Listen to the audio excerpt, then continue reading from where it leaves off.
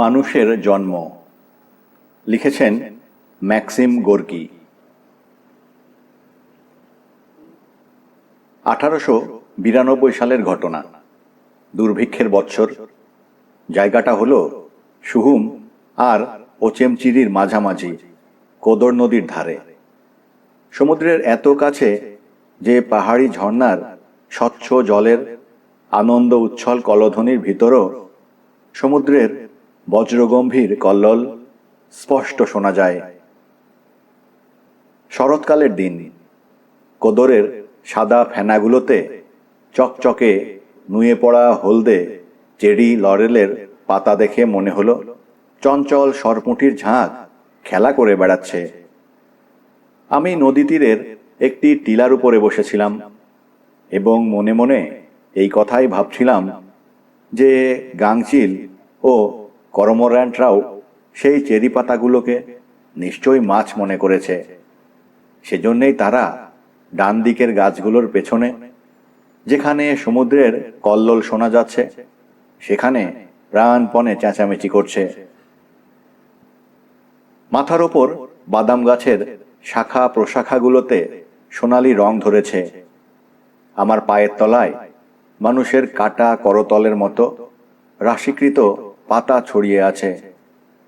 নদীর ওপরে হর্নবিম গাছের ডালপালাগুলো একেবারে ন্যাড়া, মনে হয় যে ছেঁড়া জালের মতো তার ডালপালাগুলো শূন্যে ঝুলে রয়েছে।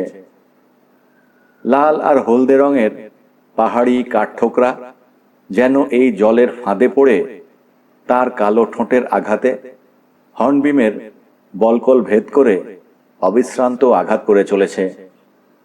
আর সেই আঘাতে ইতস্তত বিক্ষিপ্ত কীটপতঙ্গগুলোকে ধরবার জন্যে চারদিক থেকে সুদূর উত্তরের অতিথি ছোট ছোট পাখিরা এসে জমেছে। বাঁদিকের পাহাড়ের মাথায় জমেছে ধোঁয়াটে জলভরা মেঘ। তারই ছায়া পড়েছে সবুজের পাদদেশে, যেখানে দাঁড়িয়ে আছে একটি মরা বক্স গাছ।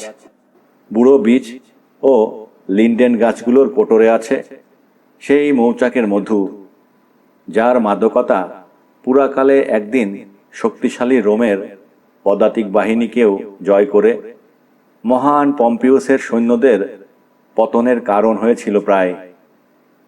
মৌমাছিরা এই মধু লরেল আর আজালিয়ার ফুল থেকে সংগ্রহ করে, আর হাঘরেরা সেই মধু কোটর থেকে বের করে গম থেকে তৈরি পাতলা লাভাস রুটিতে মাখিয়ে খায়। আমিও বাদামতলায় পাথরের উপরে বসে বসে ঠিক তাই করছিলাম। একটা ক্রুদ্ধ মৌমাছি আমার গায়ে দারুণ হুল ফুটিয়েছে। আমি কেটলি ভরা মধুতে রুটি ডুবিয়ে ডুবিয়ে খাচ্ছিলাম আর শরতের অলস সূর্যের লীলা তারিফ করছিলাম। শরৎকালের ককেশাস পর্বত দেখে মনে হয় যেন মহা মহা ঋষিদের গড়া এক একটি মূল্যবান গির্জা। সে ঋষিরা আবার সর্বদা মহাপাপীয়। বিবেকের তীক্ষ্ণ চক্ষু থেকে তাদের অতীত পাপ গোপন করবার জন্যে তারা প্রচুর সোনাদানা, নীলকান্তমণি, পান্না দিয়ে মন্দির তৈরি করিয়েছে। পাহাড়ের গায়ে ঝুলিয়ে দিয়েছে সমরখান্দ, সেমাহার, তুর্কমেনদের তৈরি সূক্ষ্ম রেশমের কাজ করা বহুমূল্য গালিচা। তারা সারা দুনিয়া লুটপাট করে সব কিছু এনেছে এইখানে সূর্যের কাছে, যেন তাকে বলে গেছে, তোমার লোকজগৎ থেকে এনেছি তোমারই জন্য।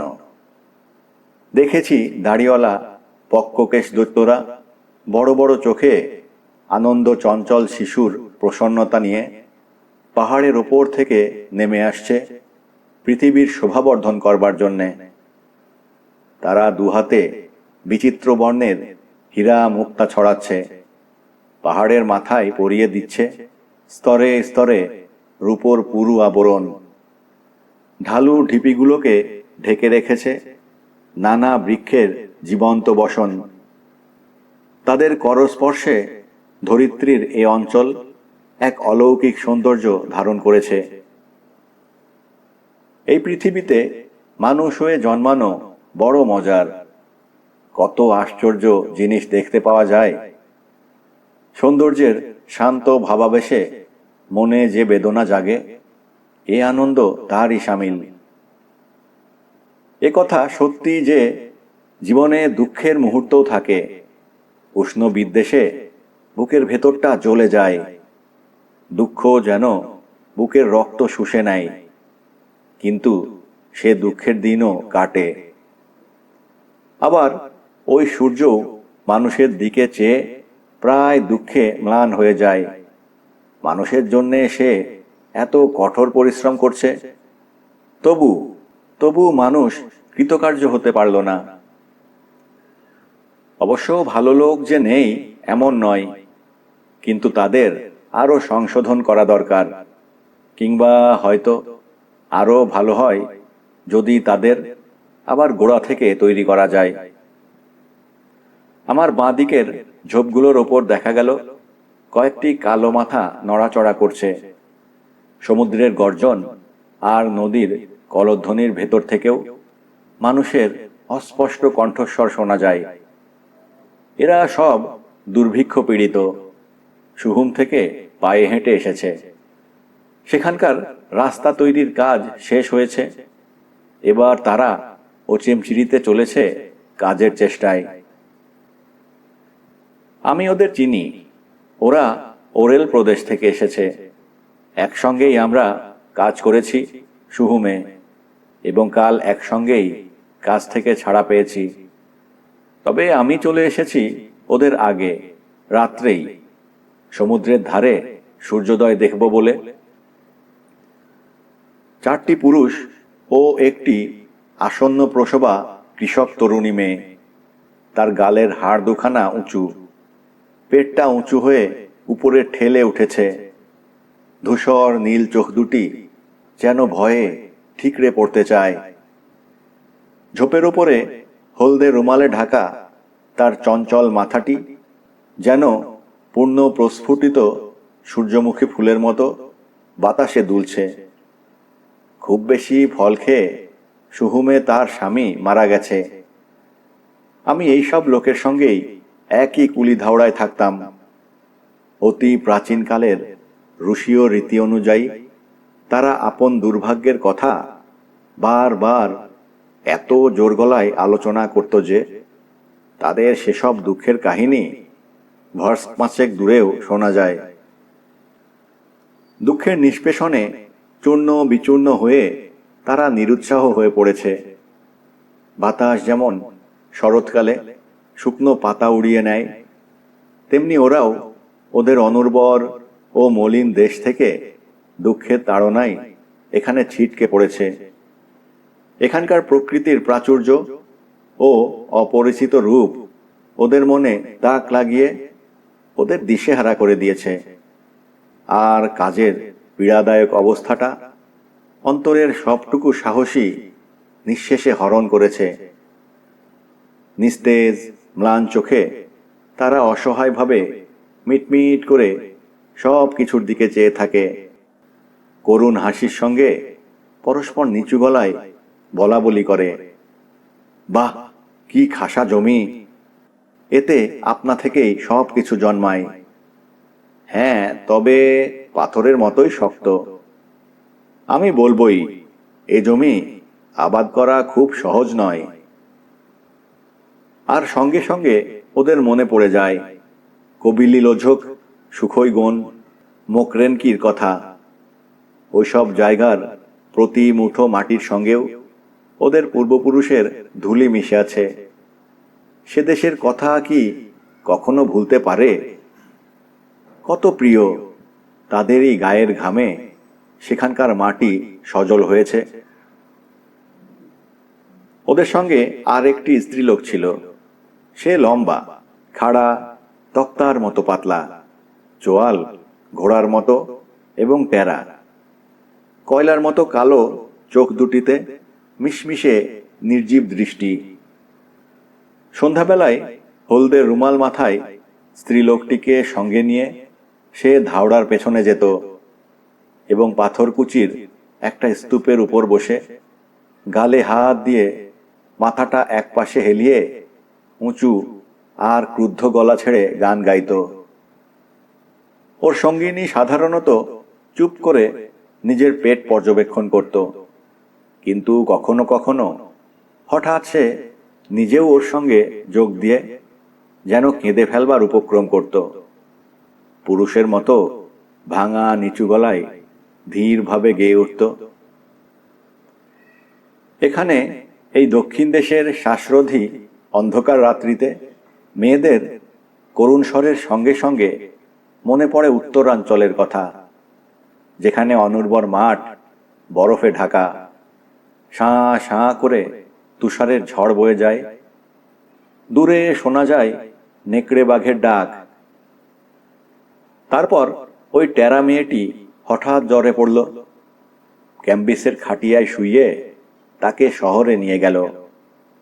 খাটিয়ায় সে কাঁপছিল আর গোঁ গোঁ করছিল, যেন সেই কবরের ধারের ও বালুকা তটের গানই আপন মনে গেয়ে চলেছে। হলদে রুমাল ঢাকা মাথাটি ঝোপের নিচে ডুব দিয়ে অদৃশ্য হল। প্রাতরা সেরে আমি মধুর কেথলির মুখ পাতা দিয়ে মুড়ে বোঁচকাটি বেঁধে নিয়ে ধীরে ধীরে রওনা দিলাম। এই পথেই আমার সহযাত্রীরা এগিয়ে গিয়েছে। তাদের অনুসরণ করেই আমি পাথুরে পথে কর্নেল কাঠের লাঠি ঠুকতে ঠুকতে এগিয়ে চললাম। আমিও এসে পড়লাম সরু একফালি ধূসর রাস্তার উপর।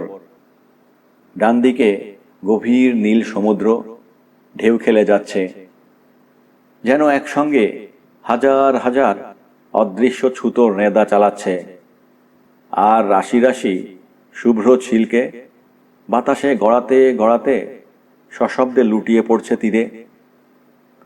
সে বাতাস স্বাস্থ্যবতী রমণীর নিঃশ্বাসের মতো আর্দ্র, উষ্ণ আর সুগন্ধিযুক্ত। একখানি তুর্কি জাহাজ বাঁ দিকে হেলে আস্তে আস্তে সরে যাচ্ছে সুহুমের দিকে। বাতাসে পাল ফুলে উঠেছে সুহুমের একজন বড় ইঞ্জিনিয়ারের গাল দুটোর মতো। লোকটা ছিল খুব গম্ভীর প্রকৃতির, কিন্তু কি জানি কি কারণে সর্বদাই চুপরাওকে বলতো চোপড়া, হতে পারাকে বলতো হতে পার। সে বলতো, চোপড়া তুমি চালাক হতে পার, কিন্তু আমি এক মুহূর্তে তোমাকে থানায় বেঁধে নেওয়াতে পারি। লোকটা মানুষকে থানায় পাঠিয়ে দিতে ভালোবাসত। অবশ্য এ কথা ভাবতে খুবই ভালো লাগে যে এতদিনে কবরের পোকায় তার হাড় পর্যন্ত খেয়ে ফেলেছে। বেশ আরামেই চলেছি, যেন হাওয়ায় উড়ে চলেছি। মনে রম্যচিন্তা আসছে কিছু, পুরনো দিনের প্রফুল্ল স্মৃতি ধীরে ধীরে জেগে উঠছে। মনের এই চিন্তা সমুদ্রের তরঙ্গগুলোর সাদা ফেনার মতো। এগুলো উপরে ভেসে ওঠে, কিন্তু গভীর অতলে আমার অন্তরাত্মা শান্ত। ওখানে যৌবনের আনন্দে উজ্জ্বল আশা আকাঙ্ক্ষা সাঁতার কেটে বেড়ায়, যেন সমুদ্রের অতলের রূপালী মাছ। সমুদ্রের দিকে রাস্তাটি যেতে চায় এঁকে বেঁকে সর্পিল গতিতে। বালুকাময় তটভূমির পাশে পাশে ঢেউয়ের সংঘাত বাঁচিয়ে সেটি চলে। ঝোপগুলোও ঢেউয়ের মুখে দৃষ্টিপাত করতে চায়, তাই তারা সেই আঁকাবাঁকা পথের ওপর নুয়ে পড়েছে, যেন ওই সুদূর বিস্তৃত নীল জলরাশিকে অভিনন্দিত করে। পাহাড় থেকে হাওয়া বইতে শুরু করেছে, বৃষ্টি হবে। ঝোপের ভেতর থেকে অস্পষ্ট কাতরানি শোনা যায়, পীড়িত মানুষের কাতরানি, যাতে মন সমবেদনায় চঞ্চল হয়ে ওঠে। ঝোপের ভেতর দিয়ে পথ করে আমি হলদে রুমাল মাথায় বাঁধা সেই কৃষক মেয়েটির কাছে এসে উপস্থিত হলাম। সে একটি বাদাম গাছের গুঁড়িতে ঠেস দিয়ে বসে আছে। তার মাথাটা ঘাড়ের ওপর ঝুলে পড়েছে, মুখে একটা বিশ্রী বিকৃত ভঙ্গি, উন্মত্ত চোখ দুটো যেন ঠিকরে পড়তে চায়। বড় পেটটা দুহাতে আঁকড়ে ধরে এমন অস্বাভাবিকভাবে শ্বাস প্রশ্বাস নিচ্ছে যে পেটটা স্নায়বিক আক্ষেপে ওঠানামা করছে। নেকড়ে বাঘের মতো হলদে দাঁতগুলো বের করে সে গোঁ গোঁ শব্দ করছে। কি হয়েছে তোমার? কেউ কি মেরেছে? নিচু হয়ে তাকে জিজ্ঞাসা করলাম। ধূসর রঙের ধুলোমাখা এক পা দিয়ে সে আর একটা পাকে ঘষছে, মাছি যেমন নিজেকে পরিষ্কার করে। আর ভারী মাথাটা নেড়ে কর্কশ্বরে বলল, চলে যাও, নির্লজ্জ কোথাকার, যাও বলছি। অবস্থাটা সবই বুঝলাম। এরকম অবস্থা আগেও একবার দেখেছি। ভয় অবশ্যই পেয়েছিলাম, তাই লাফ দিয়ে সরে গেলাম। আর মেয়েটা অনেকক্ষণ ধরে কোঁথাতে লাগলো। ফেটে পড়বার মতো চোখ দুটো থেকে ঘোলা জল গড়িয়ে ক্লিষ্ট লাল দুটি গাল বেয়ে পড়ছিল। এ দেখে আমি আবার তার কাছে ফিরে এলাম। বোঁচকা, কেথলি ও টি পটটা মাটিতে ফেলে দিলাম। তাকে চিৎ করে শুইয়ে হাঁটু দুটো মুড়ে দিতে চেষ্টা করলাম। সে আমার মুখে ও বুকে ধাক্কা দিয়ে আমাকে ঠেলে দিল এবং উপুড় হয়ে হামাগুড়ি দিয়ে আবার ঝোপের ভেতর ঢুকল, ক্রুদ্ধ ভালুকের মতন গর্জন করে, শয়তান, জানোয়ার। তার হাত দুটো অবশ হয়ে গেল। সে মুখ থুবড়ে মাটিতে পড়ে গেল। আবার সে চেঁচিয়ে উঠল, পা দুটো ছড়িয়ে দিয়ে। উত্তেজনার বশে এবং এক্ষেত্রে কি করা উচিত সে সম্বন্ধে যা কিছু জানতাম সেটুকু স্মরণ করে নিয়ে ওকে আবার চিৎ করে শুইয়ে দিয়ে তার পা দুটো মুড়ে দিলাম। ভ্রূণের পাতলা আবরণ ইতিমধ্যে দেখা যাচ্ছে। চুপ করে শুয়ে থাকো, এখনই প্রসব হয়ে যাবে, তাকে বললাম। তারপর সমুদ্রের ধারে ছুটে গেলাম। জামার আস্তিন গুটিয়ে নিয়ে হাত দুখানি ভালো করে ধুয়ে ফেললাম এবং সঙ্গে সঙ্গে ফিরে এসে দাইয়ের কাজে লেগে গেলাম। বার্চ গাছের ছাল আগুনে দিলে যেমন কুঁকড়ে যায়, এই মেয়েটিও তেমনিভাবে যন্ত্রণায় কোঁকড়াতে লাগলো। হাত দিয়ে খামচে কতকগুলো শুকনো ঘাস তুলে নিয়ে সেগুলো নিজের মুখে পুরে দিতে চাইল।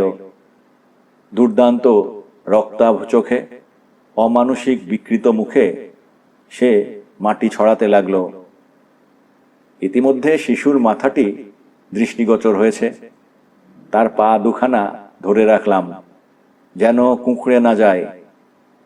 মুখের দিকেও লক্ষ্য রাখলাম, শুকনো বিকৃত মুখে ঘাস যেন পুড়ে না দেয়, সেদিকেও নজর দিলাম। আমরা উভয়কে খানিকটা গালাগালি দিলাম। ও দিল দাঁতে দাঁত চেপে, আমিও নিচু গলায়। ও গাল দিল যন্ত্রণা এবং হয়তো লজ্জার বশবর্তী হয়ে, আর আমি ব্যাকুলতা ও ওর প্রতি আত্যন্তিক করুণার বশে। ভগবান, বারবার ও ঘড় ঘড় শব্দে আওড়াতে লাগলো। ওর নীল ঠোঁট দুটি দাঁত দিয়ে কামড়ে ধরেছে, মুখে ফেনা ভাঙছে। চোখ দুটো দেখে মনে হয় যেন সূর্যের উত্তাপে হঠাৎ ঝলসে গেছে। অবিশ্রান্ত জল পড়ছে মা হওয়ার অসহ্য বেদনায়। শরীরটা দু টুকরো হয়ে ভেঙে মোচড় দিয়ে উঠছে। চলে যাও এখান থেকে, শয়তান কোথাকার। আমাকে ও শিথিল দুর্বল হাত দুটি দিয়ে ঠেলতে চেষ্টা করে, কিন্তু আমি বারবার বুঝিয়ে বলি, খালাস হও বেকুব, তাড়াতাড়ি খালাস হও। আমার মনটা ওর প্রতি এক যন্ত্রণাদায়ক করুণায় ভরে উঠেছিল। ওর চোখের জল যেন আমার চোখ ফেটে বেরুচ্ছিল। ওর যন্ত্রণা দেখে আমার বুকের ভেতরটা মোচড় দিয়ে উঠছিল। মনে হলো চিৎকার করে উঠি, এবং চিৎকার করে উঠলাম, বেগ দাও, দেরি করো না। অবশেষে একটি মানব আমার হাতের ওপর এলো।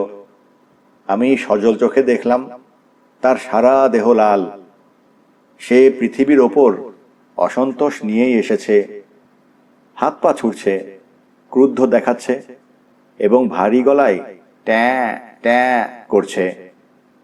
যদিও এখনো তার মায়ের দেহেই আবদ্ধ রয়েছে। চোখ দুটি নীল, কিম্ভূত কিমাকার। বোঁচা হাস্যকর নাকটা লাল চ্যাপ্টা মুখখানায় মিশে গেছে। ঠোঁট দুখানি নড়ছে এবং চিৎকার করছে, ইয়া ইয়া। তার সারা দেহ এমন পিছল হয়েছিল যে আমি একটু অসাবধান হলেই সে আমার হাত থেকে ফসকে পড়ে যেত। হাঁটু গেড়ে বসে আমি তার দিকে চেয়ে হাসলাম। তাকে দেখে আমার খুবই আনন্দ হলো। আমি ভুলেই গেলাম এরপর আমাকে কি করতে হবে। নাড়িটা কেটে ফেলো, মা মৃদু গলায় বলল। তার চোখ দুটি এখন বুজে এসেছে, মুখখানি শিথিল হয়ে পড়েছে। মুখের মেটে রং দেখে মনে হয় সে যেন মরে গেছে। নীল ঠোঁট দুখানি একটু একটু করে কাঁপছে। ওটা কেটে ফেলো ছুরি দিয়ে। ধাওড়ায় থাকতেই আমার ছুরিখানা চুরি হয়ে গিয়েছিল। কাজেই দাঁত দিয়েই নাড়িটা কেটে ফেললাম। বাচ্চাটা সজোরে ওরেল প্রদেশের চিৎকার করছে। মা মৃদু হাসছে। তার অতল স্পর্শ চোখ দুটি আনন্দে আশ্চর্যভাবে উদ্ভাসিত হয়ে উঠল। নীল তারা দুটি জলজল করে উঠল। শ্যামবর্ণ হাতখানি দিয়ে সে তার জামার পকেট হাতড়াতে লাগল।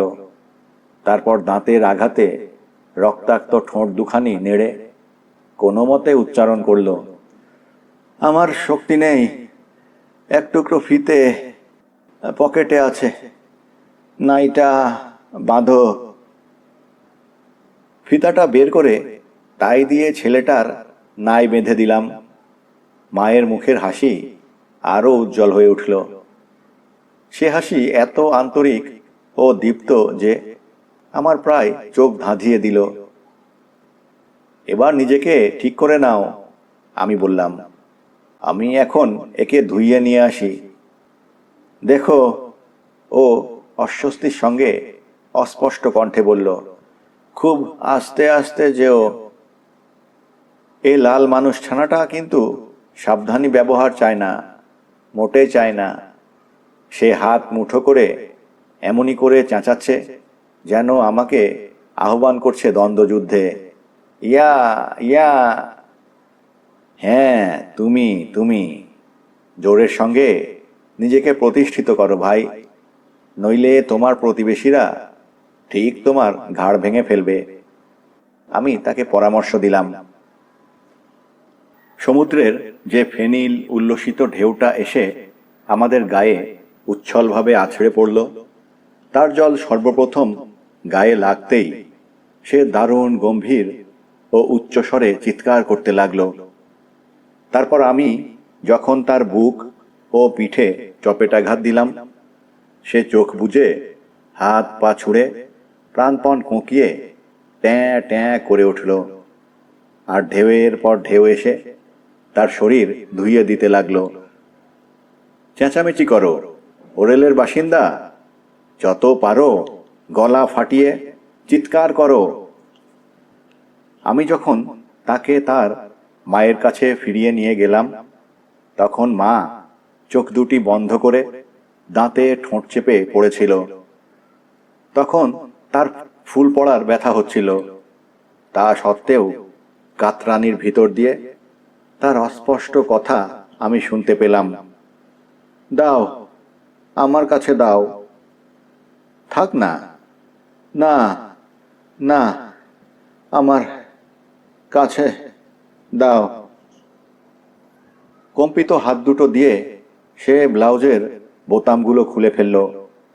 আমি তার বুকের কাপড় উন্মুক্ত করতে সাহায্য করলাম। অন্তত 20টি শিশুর জন্যে প্রকৃতির গড়া প্রাণ ভাণ্ডার।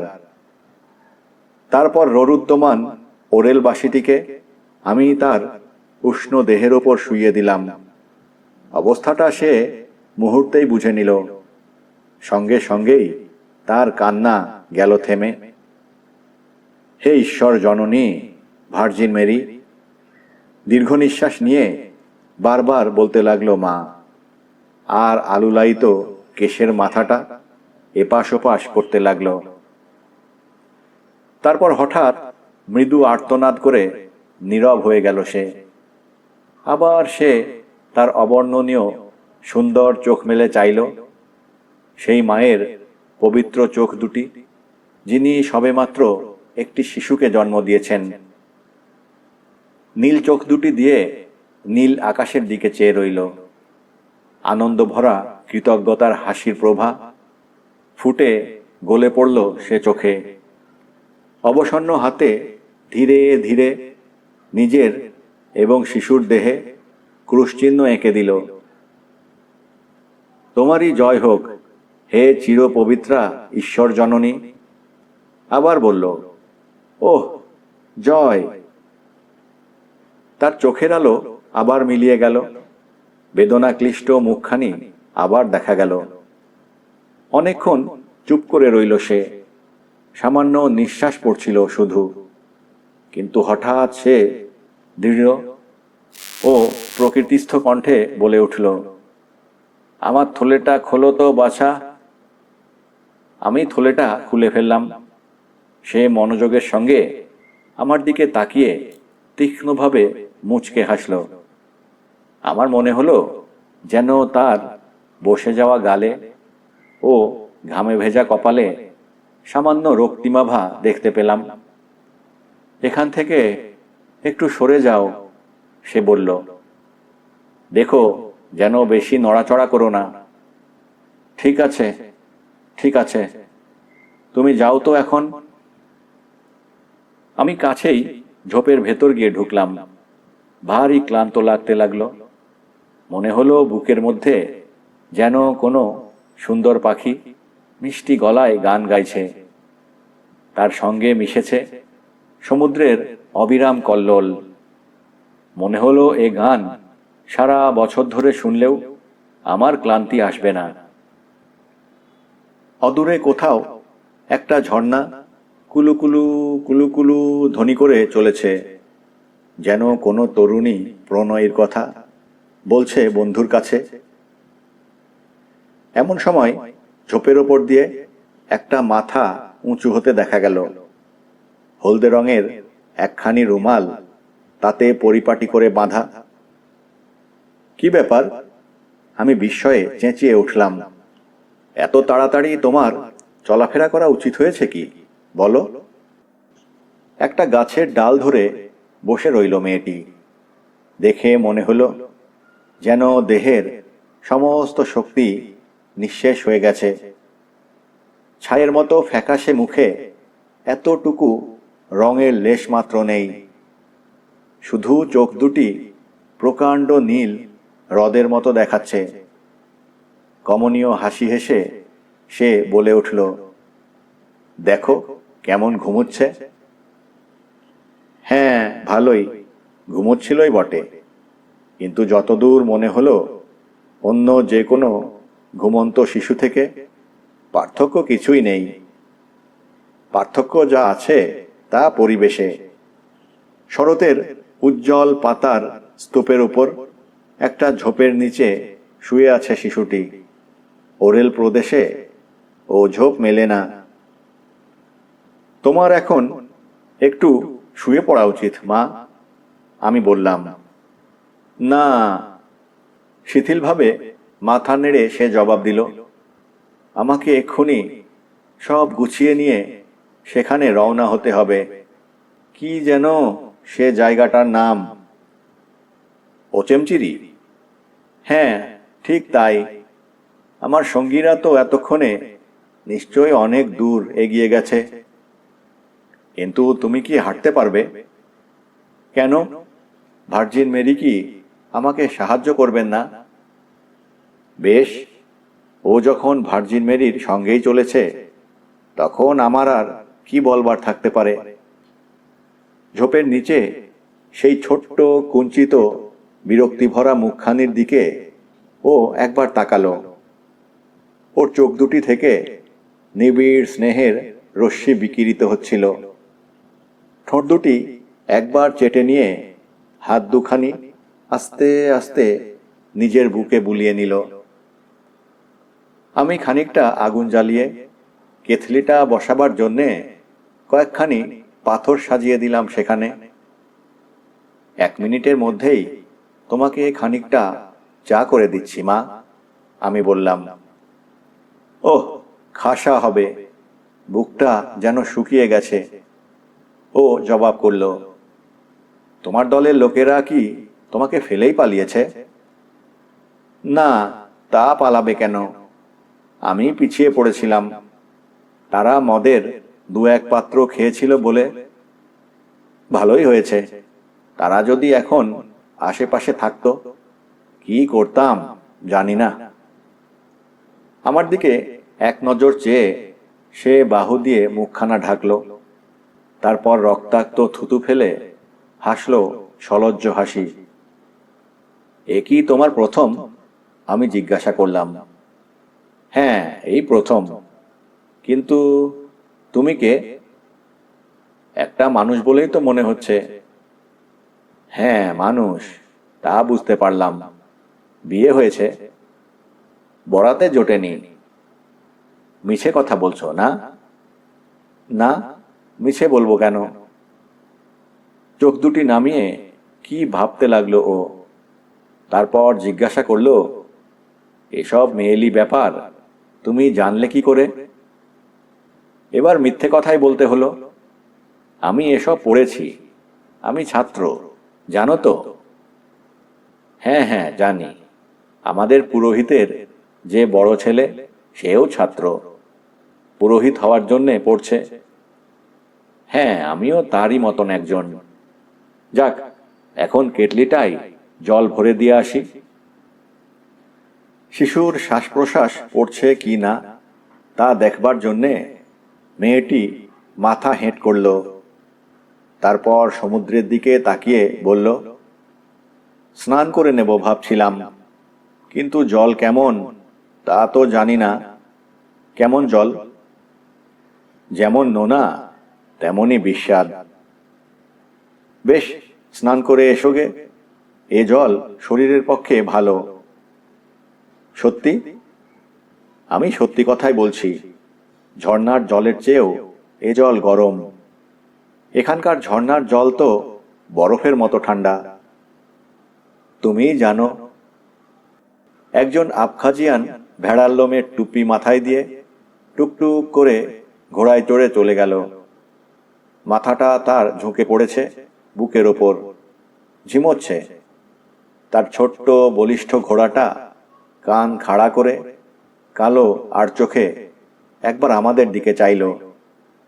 তারপর চি করে উঠতেই অশ্বারোহী ঝাঁকুনি খেয়ে মাথা তুলল, একবার দেখে নিল আমাদের দিকে, তারপরেই আবার ঝুঁকে পড়ল মাথাটা। এখানকার লোকগুলো কি অস্বাভাবিক, দেখলে ভয় করে। ওরেলের মেয়েটি শান্ত স্বরে বলল। আমি ঝর্ণার দিকে গেলাম। ঝর্ণার স্বচ্ছ জীবিত জল পাড়ার মতো তরতরে চলেছে। পাথরের ওপর দিয়ে যেতে কলকল বকবক নানা রকম শব্দ করছে। সেই জলে শরতের ঝরা পাতাগুলো ভেসে চলেছে ঘুরতে ঘুরতে। চমৎকার। হাত মুখ ধুয়ে আমি কেতলিটা ভরে নিয়ে এলাম। আস্তে আস্তে ঝোপের ফাঁক দিয়ে দেখতে পেলাম মেয়েটি চলছে মাটি পাথরের উপর হামাগুড়ি দিয়ে, আর অস্বস্তি ভরে পেছনে তাকাচ্ছে। ব্যাপার কি? আমি জিজ্ঞাসা করলাম। মেয়েটি আঁতকে উঠল।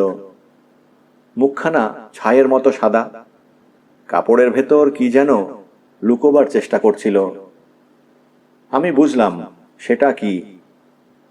আমাকে দাও, তাকে বললাম। আমি মাটিতে পুঁতে ফেলছি। হে ভাই, তুমি কি বলছো? স্নানের ঘরের মেঝের নিচে এটা পোঁতার নিয়ম। তুমি কি ভাবছো তোমার জন্য কেউ কি চটপট একটা স্নানের ঘর করে দেবে এখানে? তোমার কাছে এটা ঠাট্টা হতে পারে, কিন্তু আমার ভয় হয় যদি কোনো বন্যজন্তু খেয়ে ফেলে। এটা মাটিকে ফিরিয়ে দিতে হয়, জানো তুমি। এ কথা বলেই সে অন্যদিকে মুখ ফেরালো। তারপর একটা ভারী ভিজে পুঁটলি তুলে দিল আমার হাতে। কাকুতি ভরা কণ্ঠে লজ্জায় রাঙা হয়ে বলে উঠল, তুমি এটা ভালো করে পুঁতে ফেলো, কেমন তো? যত নিচে পারো, যিশুর দোহাই।